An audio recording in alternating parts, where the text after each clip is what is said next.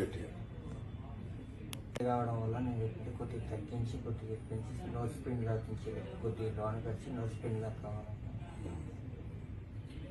So నీకు implant అన్నది పెడతామమ్మా. Silicone implant అన్నది ముక్కు లోపల ఇక్కడ పెడితే నీకు ఇది ఎత్తు అవుతుంది, ఇవి కూడా తగ్గుతాయి. తగ్గి చేయడానికి సర్జరీ చేయించుకోవాలి. ఓకే, నువ్వు సర్జరీ చేయించుకున్నప్పుడు ఇక్కడ చిన్న కట్టించి కుట్లే నీకు కనబడవు, అంతా లోపలికి వెళ్ళిపోతాయి. బాగా వాపు ఒక నెల 2 నెలలు ఉంటుంది. గ్రాడ్యువల్గా వాపు తగ్గిపోయిన తర్వాత నీకు నోజ్ రిజల్ట్ కనిపిస్తుంది. వాపు ఎక్కువగా ఉంటుంది సార్? కొద్దిగా ఉంటుంది అదే. ఓకే,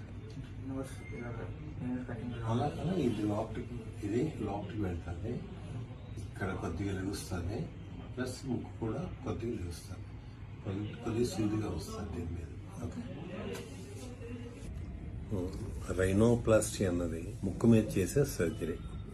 ఇంకేంటంటే ముక్కు వంకరగా ఉన్నా, లేకపోతే ఇవి నాస్ట్రిల్స్ వెడల్పుగా ఉన్నా, లేకపోతే నేజల్ బ్రిడ్జ్ లోపలికి ఉన్నా, ముక్కు చప్పిడిగా ఉన్నా, ఇవన్నీ కండిషన్లో రైనోప్లాస్టీ చేస్తాం.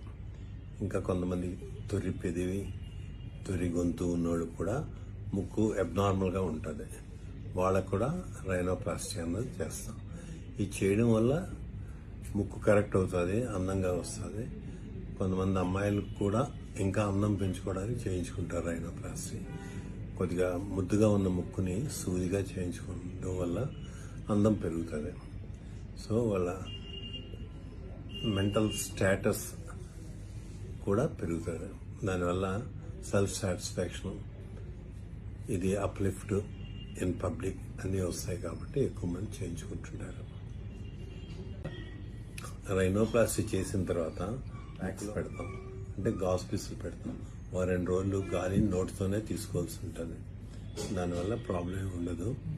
3వ రోజు ముక్కులో ఎప్పుడైతే ప్లగ్స్ తీసేస్తామో అప్పుడు ఫ్రీగా ఇది ఊపిరి పీల్చుకోవచ్చు. దీని తర్వాత ఒక వారం రోజుల తర్వాత లోపల వేసిన కుట్లు తీసేస్తాం. ఆ కుట్లు ఏమీ ఆపరేషన్ చేయించుకున్నట్టు పైకి ఏమీ తెలియదు. తర్వాత కుట్లు వారం రోజులు తీసిన తర్వాత ఆపరేషన్ చేసుకున్నారా అన్న సందేహం బయట చూసిన వాళ్ళకి ఎవరికి రాదు.